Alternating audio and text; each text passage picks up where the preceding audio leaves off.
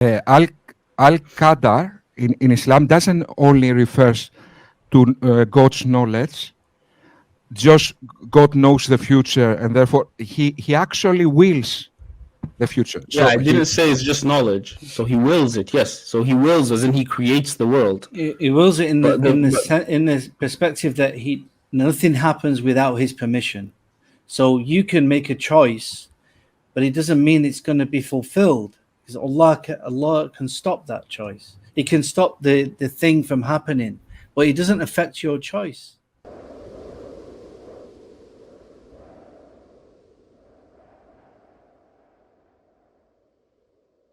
So why is that incompatible with free will? Because free will means that it's not the plan of Allah, isn't that right? Because if it was the plan of Allah, are you familiar with Molinism? No, maybe I am, but I cannot remember this. So it's a position about God's knowledge and free will. So there's necessary knowledge. Yes, knowledge. You know that. Okay. Excuse me. God, if you want to phrase it in terms of like possible worlds, God knows all possibilities, and He knows the free choices of free agents in all these possible worlds, and He can actualize a world that accords with His plan, but the acts of the agents in those worlds are still free. I mean, there's no problem with that. Yeah, but Al-Qadar in Islam doesn't only refers to God's knowledge. Just God knows the future, and therefore he actually wills the future. Yeah, I didn't say it's just knowledge. So he wills it, yes. So he wills as in he creates the world. He wills it in the perspective that nothing happens without his permission. So you can make a choice, but it doesn't mean it's going to be fulfilled, because Allah can stop that choice. He can stop the thing from happening, but it doesn't affect your choice, and it doesn't affect your action. Just because Allah knows something is going to happen, it doesn't affect your action that you chose to make that act. Yes, but as I said, that's kind of a misrepresentation of the problem, because even Muslim apologists like Mohammed Hijab said that this is not just about the knowledge of Allah. So Abdulrahman kind of answered that. No, okay, yeah, well, I agree, and he agrees with it too. So Allah wills to create and creates the world that He wants to create, knowing that you will freely choose the acts that you will freely choose.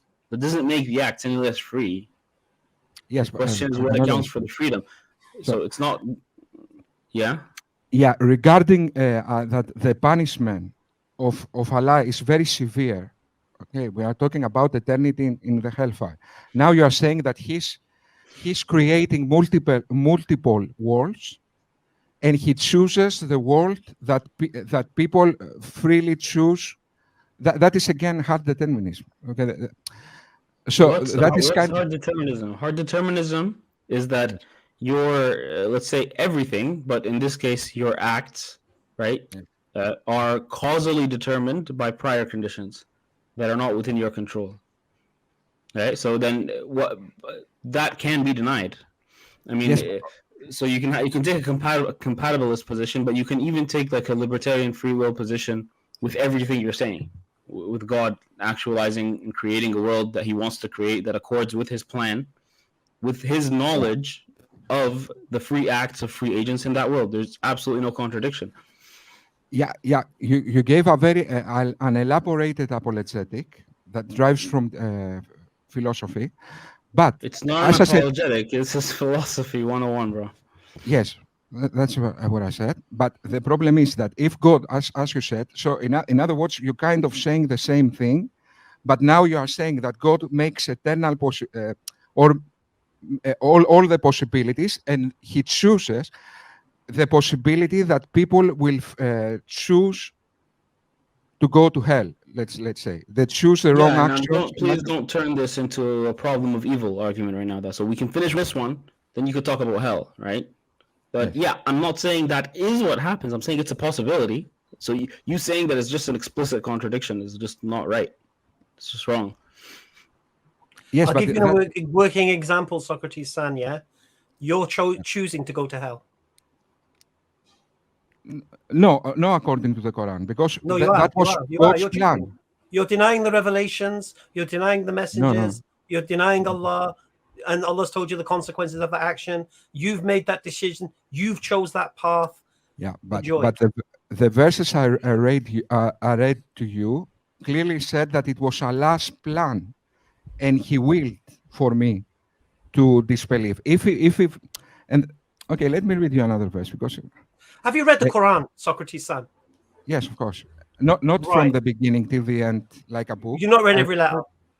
Have you read the parts in the Quran where Allah says, "Let those who believe choose to believe, and those who don't"?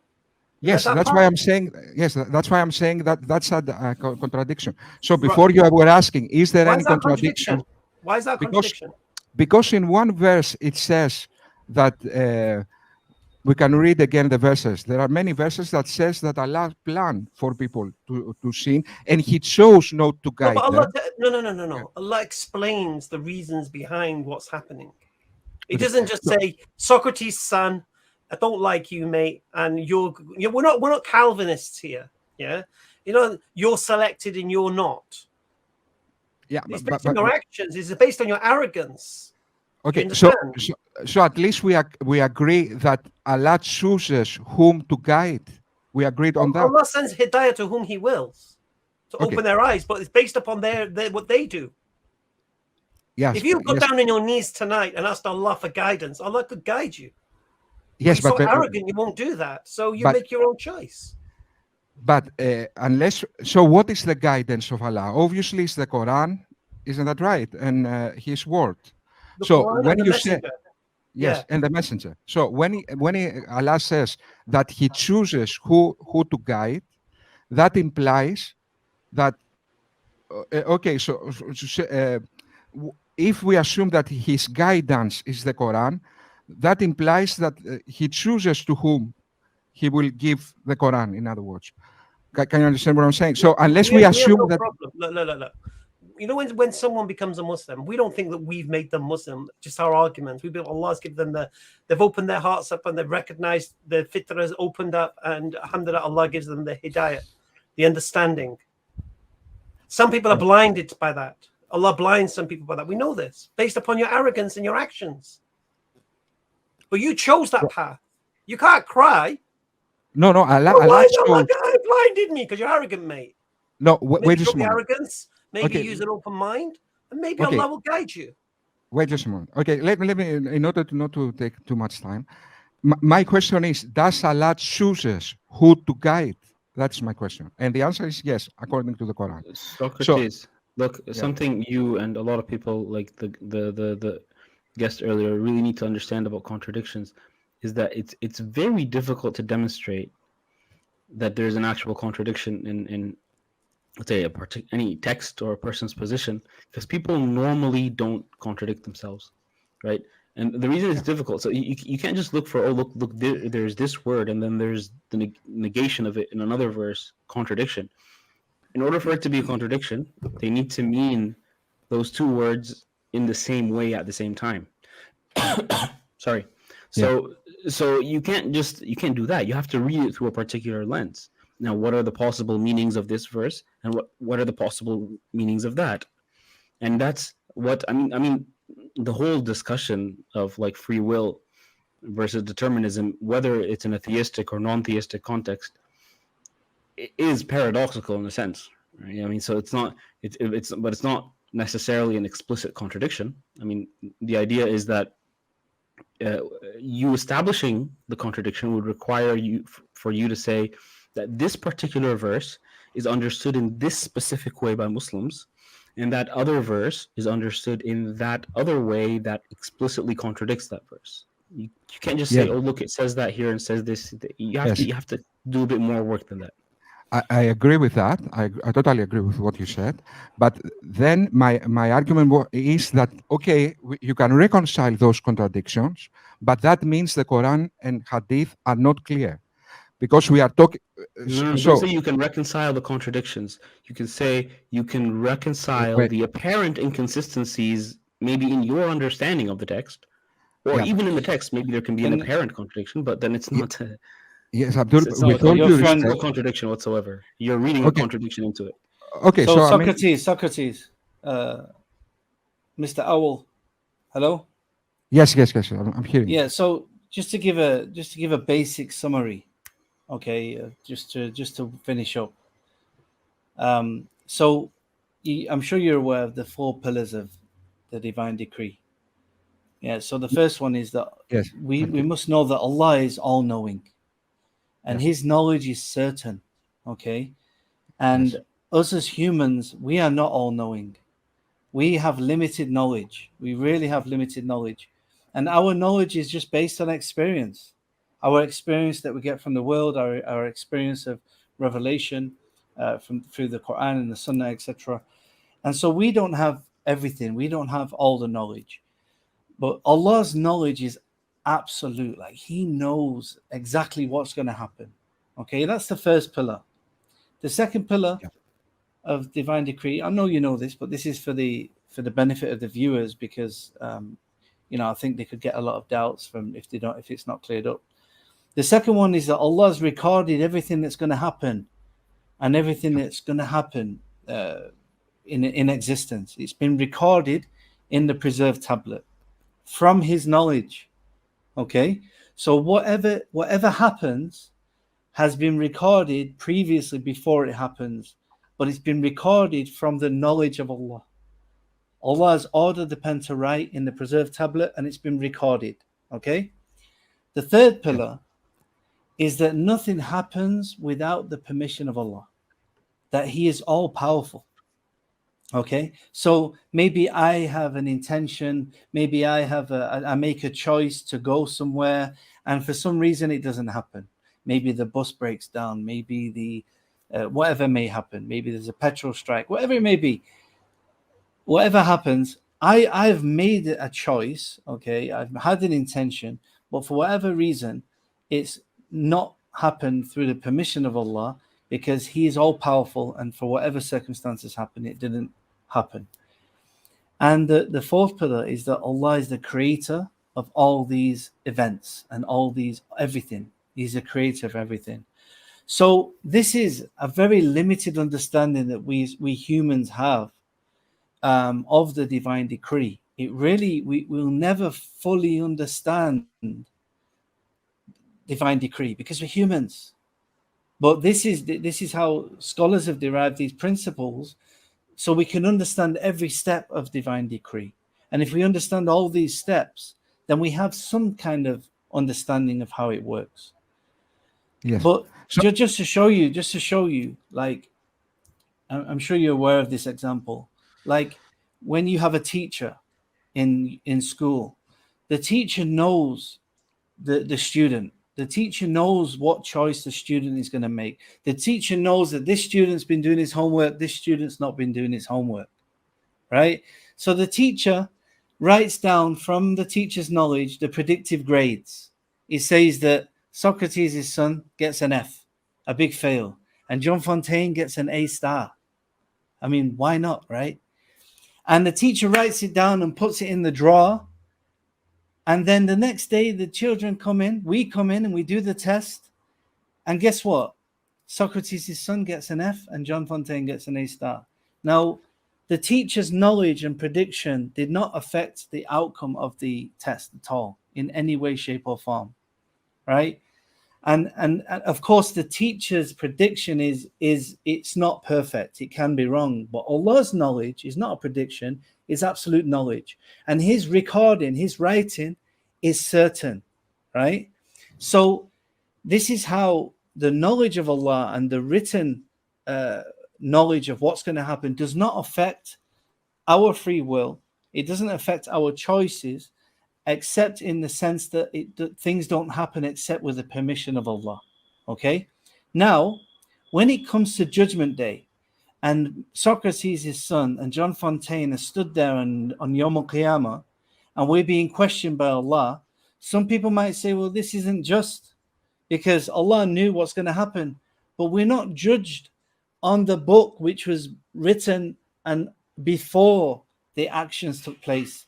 We're judged on the books which are on our shoulders after we have personally made them intentions and made them actions and failed the test, it's the books on our shoulders which the angels are recording, which are the ones that we're judged by. Okay, so because I think your doubt is kind of mixed also with the problem of evil, of understanding these type of things as well. So as it comes to it, Socrates' son, we don't have every single answer, but for someone who has Iman, we believe we have enough what Allah has told us in the Quran and the Sunnah to get a gist of understanding. But the main point is that Islam is true, and we have to obey Allah and we have to worship Allah. So the question is, Socrates, what are you going to do about it? Are you ready to accept Islam? Yeah, let me respond to that. You are. Are you ready to become a Muslim? No, not yet, sir. But let me address what you said, sir. You just addressed the 3 points you said earlier. You never with this example, this kind of example, you are addressing Allah's knowing the future. So, but you are not addressing the problem, which is Allah also wills the future. So the correct analogy with the example you gave is that Allah already written a test, and in fact this and already written the test of the student, and the student wrote another test.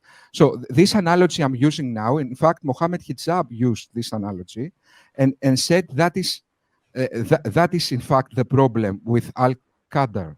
In other words, the explanation you gave, although very, very good explanation, it only addresses Allah knowing the future. It doesn't address Allah willing the future, and Allah planning, and Allah chooses not to guide people.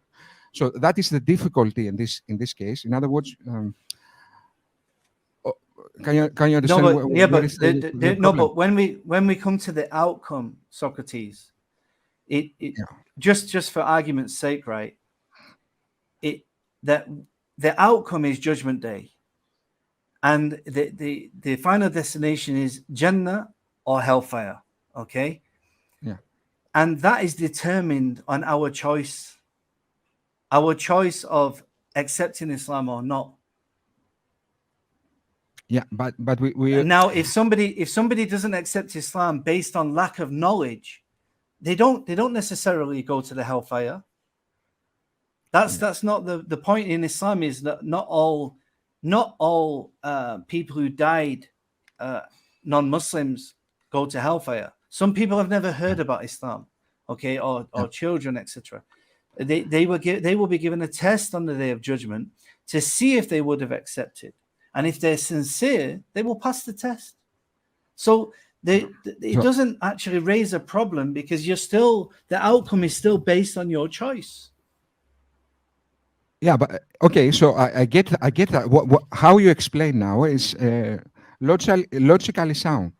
Okay, but the problem is that now we need to assume that many verses in Hadith and Quran are not clear, are unimaginably unclear. No. We've already established you've got a very poor comprehension skills. Oh, you don't even understand. You don't even understand what you're reading. We've established that, so we're not going to go there.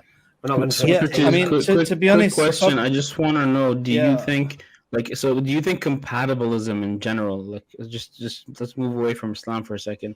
Compatibilism is just straightforwardly incoherent. Is it? No. It's coherent. Okay, so can you explain what compatibilism is? Yes, compatibilism is some kind of reconciliation between free will and determinism. In other words, wait. Okay, now here you're saying that. So I could even defend like a libertarian free will view on what you're saying, but I don't even need to do that. Okay, so let's just stick to compatibilism. So if you think that is not incoherent, as in reconciling determinism and free will, then why are you saying that it's incoherent? For God's, let's assume that your reading of the verses is anywhere near correct. God deterministically, willing things and doing taqdeer of things, and for us to have free will in some kind of way that's reconcilable. Because if you think compatibilism is okay, then why you're being inconsistent in your critique here. No, my critique is although in philosophy compatibilism is a sound argument, the verses in those verses in the Quran and Hadith are clear-cut hard determinism. Clear-cut. If you read, for example, let me give. What is determinism? What is determinism? Determinism is that all our actions are determined holistically, let's say, totally, are determined by prior causes, right? By a prior cause, yes. Yeah. Now, what are you arguing that God's, will here is doing? It's doing a deterministic sort of process that leads to our acts, right? So you're arguing that Islam is deterministic when it comes to Allah's creation, right? Yes, according to the verses. Okay, and then you're also arguing that we couldn't have free will with that determinism, right? Yeah. First of all, yeah, and at the same time, you're accepting compatibilism, and you're saying it's not incoherent. So no, you're just all over the place. No. If I may, sir. First of all, if we are to make a secular argument, I don't believe in free will.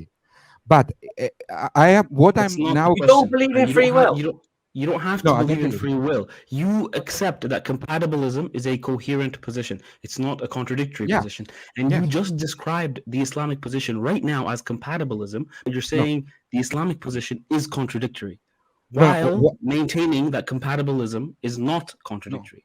Okay, I accept. Yes, I accept the claim of compatibilism. I accept they make this claim, but I don't accept this term applies to Islam, because there are verses clear-cut determinism. For example, there are yes. Okay. Let's assume that. But then let me give you an example. One for you. You don't need to give me an example, because I'm for the sake of argument, I'm telling you that there are verses that are deterministic. Now, are there others that imply free will? Okay. So yes, why is okay? So now here, one second, Socrates. If you do not have a problem with compatibilism, then what are you doing here right now? I mean, I don't get it, because if you're saying that compatibilism, which is a reconciliation between determinism and free will, is an okay position philosophically, whatever that means, but then it's not okay when it comes to Islam, then you tell me what changed when you moved from philosophy to Islam. That made one a contradiction, the other not.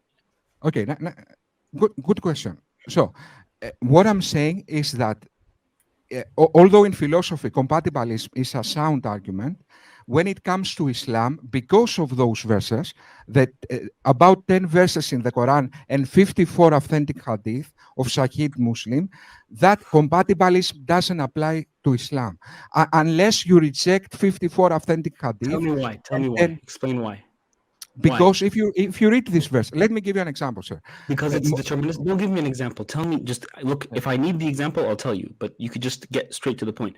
Is it because Islam, those verses and hadiths, they basically imply some kind of deterministic view in Islam? It's determinism? Yes, but that determinism is also present in the view that you're saying is coherent, which is compatibilism. So there's no problem with determinism being in Islam. Yes, but wait a moment. Alongside free will, according to your position. Yes. Okay. So, but why isn't those a contradiction? And how you reconcile? Because I can name if I see one verse. Reconcile. You don't have a problem with compatibilism. You shouldn't be asking me that. You should be like, well, okay, Islam is compatibilist. Okay, have a good day. That's what, unless you're saying compatibilism is incoherent, which you're not saying. So what I'm trying to say, sir, and Socrates, you always have this thing where you say it's a sound argument in philosophy. I don't know what that means. Like, what do you mean in philosophy? But then when we take the argument somewhere else, it's suddenly gonna change? No. What I'm saying is that there might be abstract arguments that make sense. That doesn't mean they apply to a specific thing. So, for example, if I read I'm sorry. You just accepted multiple times that determinism is reconcilable with free will within certain philosophical positions that are respectable. Now, you're not saying anything different in Islam other than there is determinism and there's free will. But the only different thing you're saying is that in this case, it's a contradiction. Now, give me that added ingredient in the case of Islam that makes it a contradiction. Let me give you the added ingredient. If we assume your position right now, that means that by definition there cannot be contradictions in the Quran, because any contradiction you see, you will reconcile that as both things apply. For example, let me give an example. This one, no, don't give me an example, because this specific contradiction. Okay, so you already accept that it's reconcilable within a compatibilist position, so I don't need to argue with you. That argument is, I don't even need to do that. You already think that you can have a respectable philosophical position where you reconcile between determinism and free will. Now, this is not really rocket science. There's an exact mirror image of that in what you're saying within Islam, but somehow there's this magical contradiction you're thinking of that you're not thinking of when you're looking at just, philosophical compatibilism. Give me the added ingredient. No, the added ingredients is that I what you see as reconciliation somehow, I see as direct contradiction. Because if you want, let me give you I want to give the example to put forward this point.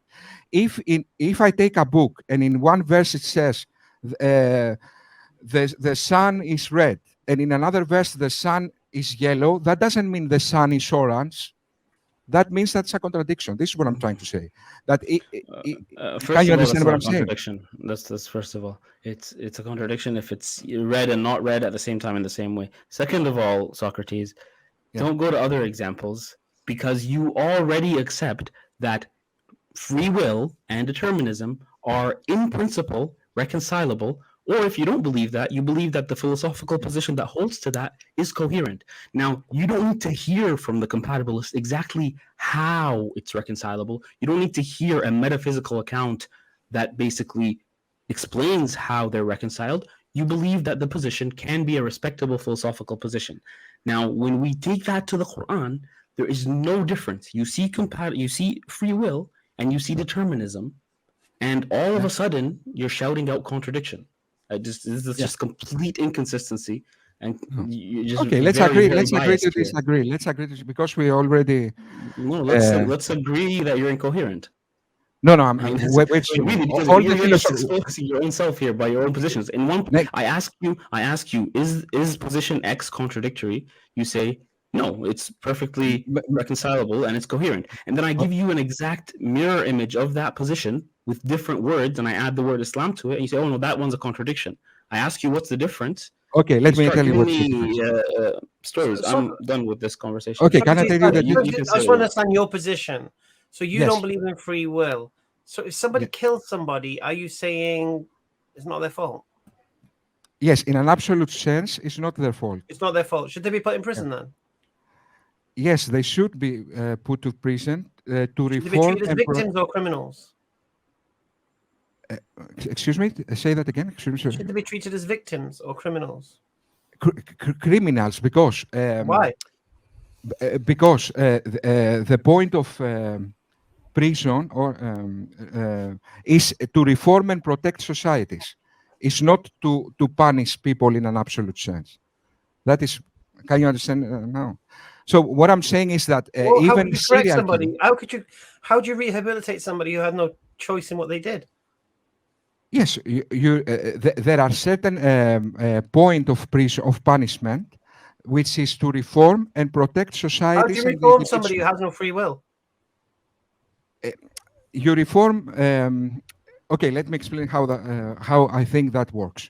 So it depends from where you define the self. In other words, from the perspective, if you see things that humans, for example, are particles, then there is no free will.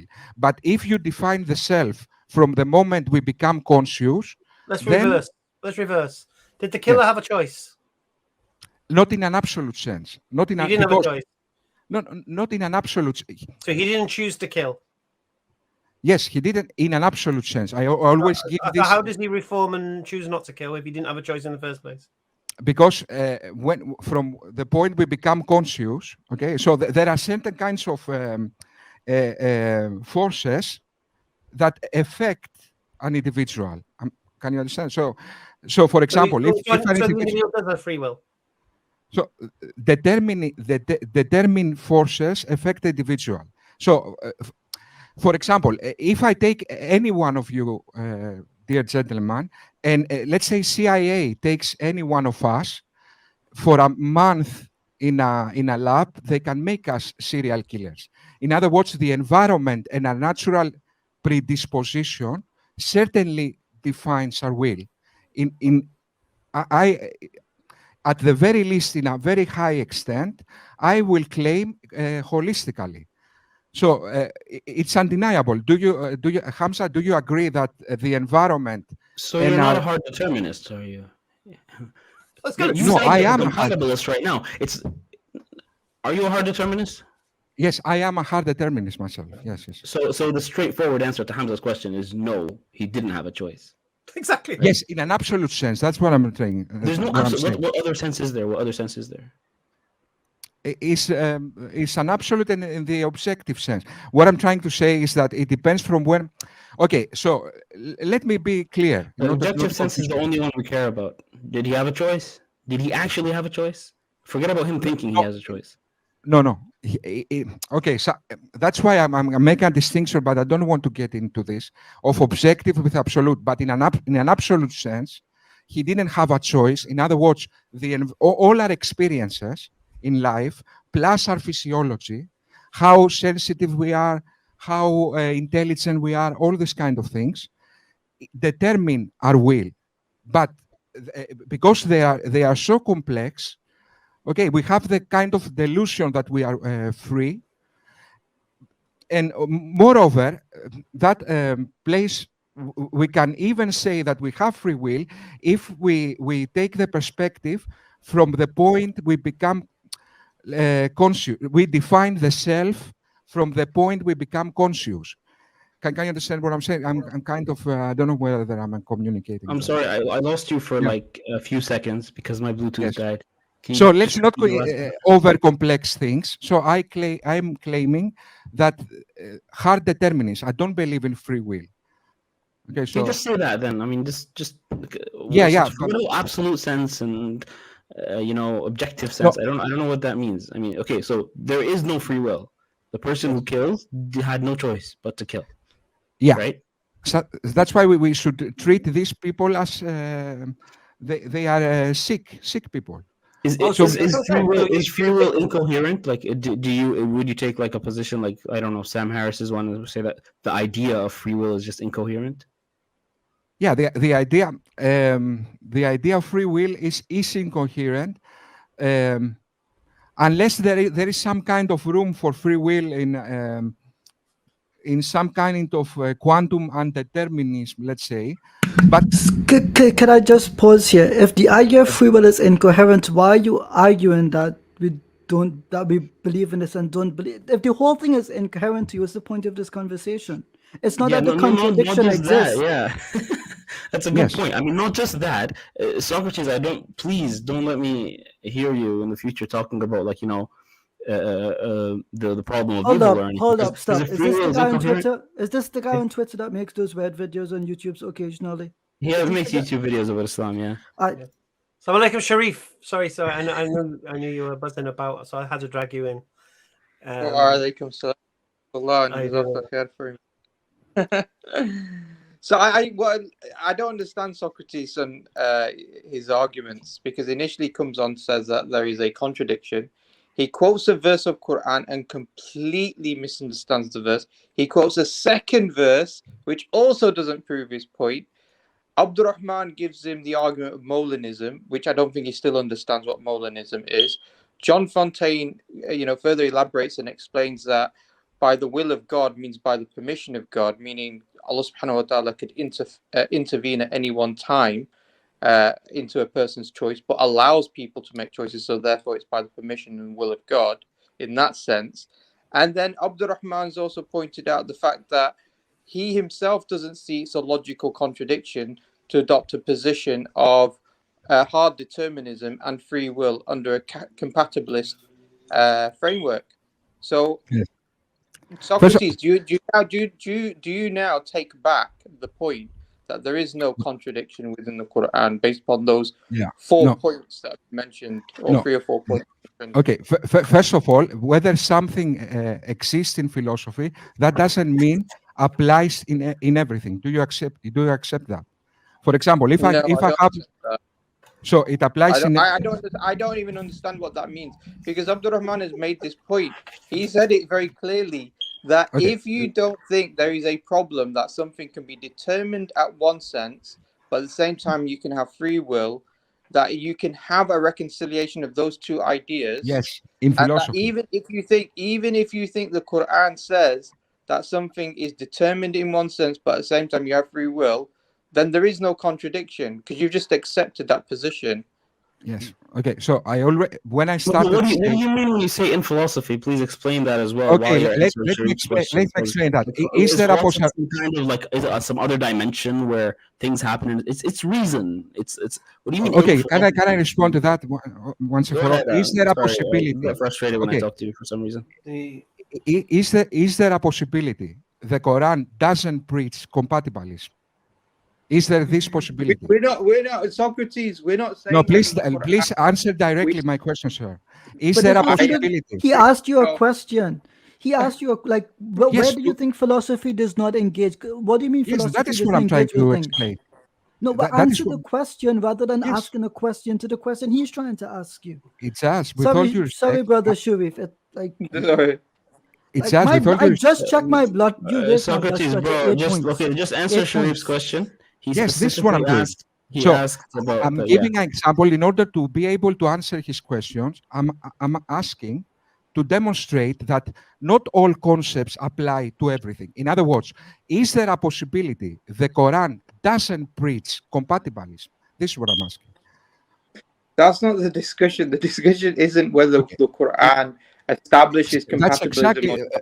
The discussion is about whether there is a contradiction between the idea of within the Quran between the idea that you're claiming. This is the point you're claiming. Abdulrahman is a very nice brother, mashallah. He's a very nice guy, yeah, and he's trying to be as charitable as possible on your position to say, okay, even if you want to say that there is a deterministic, that the Quran is calling for determinism, he said, even if you want to say that, you're still not bringing out a contradiction because you adopt the idea of compatibilism, which brings the idea both that something can be determined and you can still affirm the idea of free will together.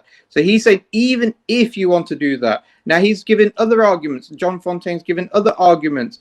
You, in your own argument, presented two verses, both of which do not even imply or state anything in regards to determinism in those verses. The owl is really making sense now because he's starting to sound cuckoo. Really, it's just. Okay.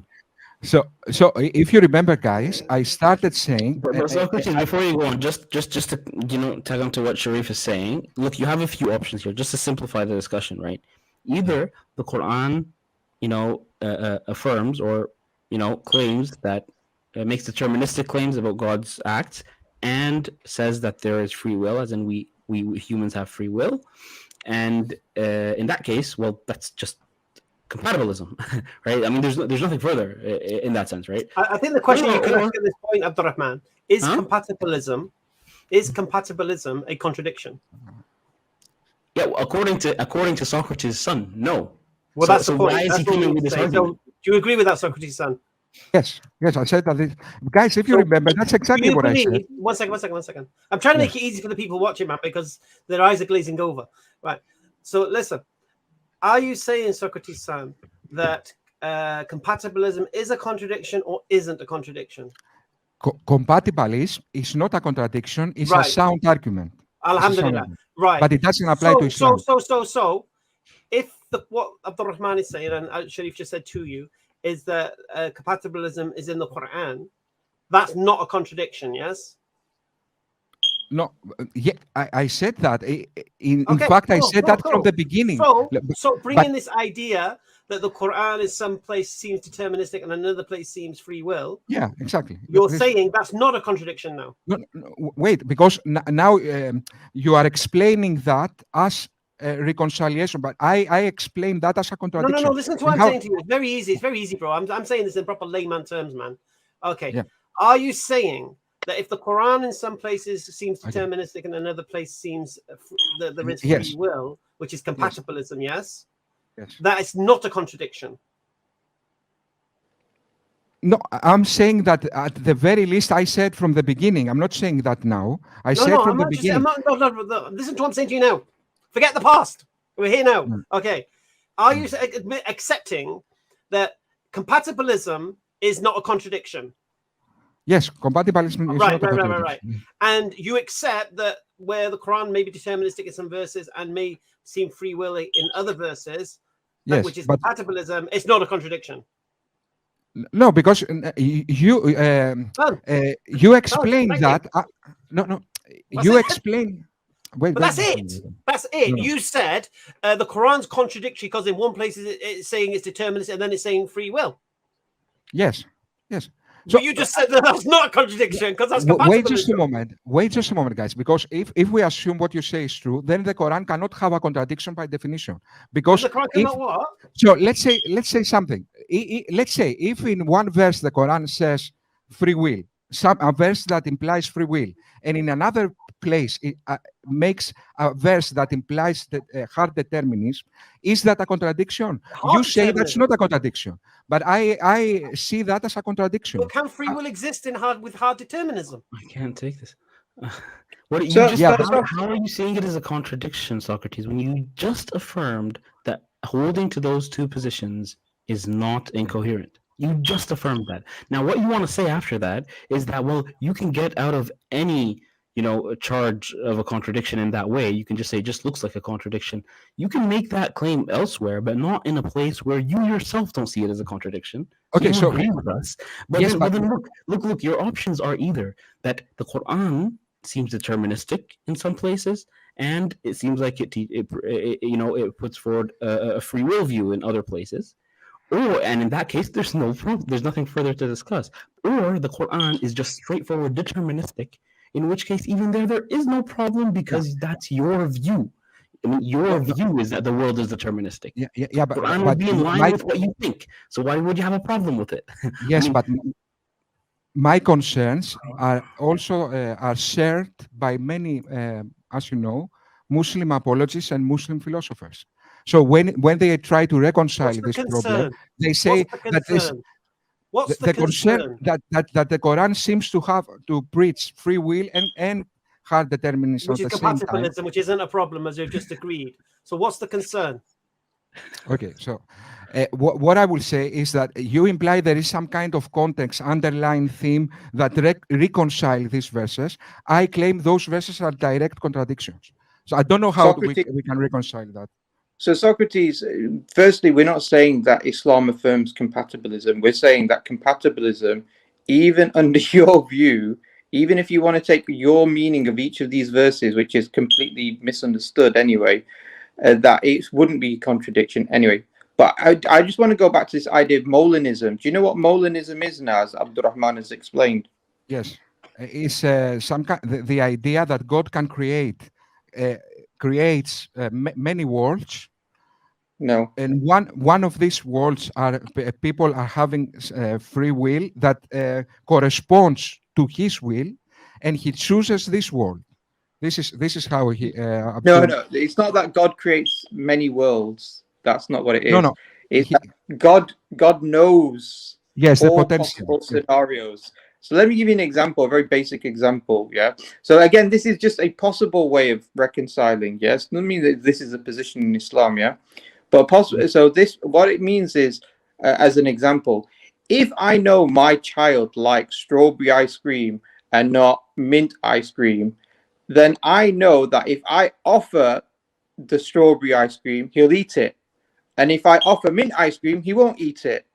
So I haven't determined my child's choices, but I know what my child would do given a particular set of scenarios. So God can create those set of scenarios knowing what the free choice of a human being would be. Yeah. That's the reconciliation within Molinism about God creative act and human free will. Yes, but that only addresses the knowledge of Allah. But Al-Qadar... No, it's not, because it's the fact that God it's like, for example, me. It's not that I just know that my child, I actively do an act, which is I give the strawberry ice cream knowing what the the free choices would be in the act. Yes, okay, I created the scenario. Yes, but I create the scenario. If you go to a court, if a person does that in real life, and he goes, so he makes the condition for somebody else to do an action. In a court of law, he will be judged accordingly. Isn't that right? So if I make the conditions for you to make a murder, certainly, that's certain. If I make the condition, no, hold on. That's not the argument. So the argument, you're trying to say that there is a contradiction. There is a contradiction between the idea that within the Quran, apparently, and I'm saying that's not the case because the verses that you quoted do not point to determinism. In fact, the opposite.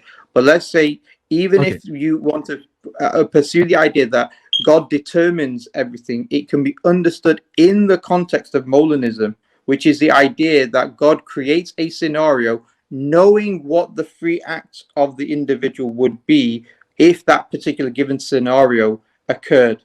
Yeah. So that does not contradict. Now, you can argue and say, well, is it fair now for God to punish a person? But that's not a completely different argument. Focus on the argument. Focus on your claim that there is a clear contradiction that cannot be reconciled about the issue of determinism, free will. Sharif, let him focus on that argument at home because the people are done with it.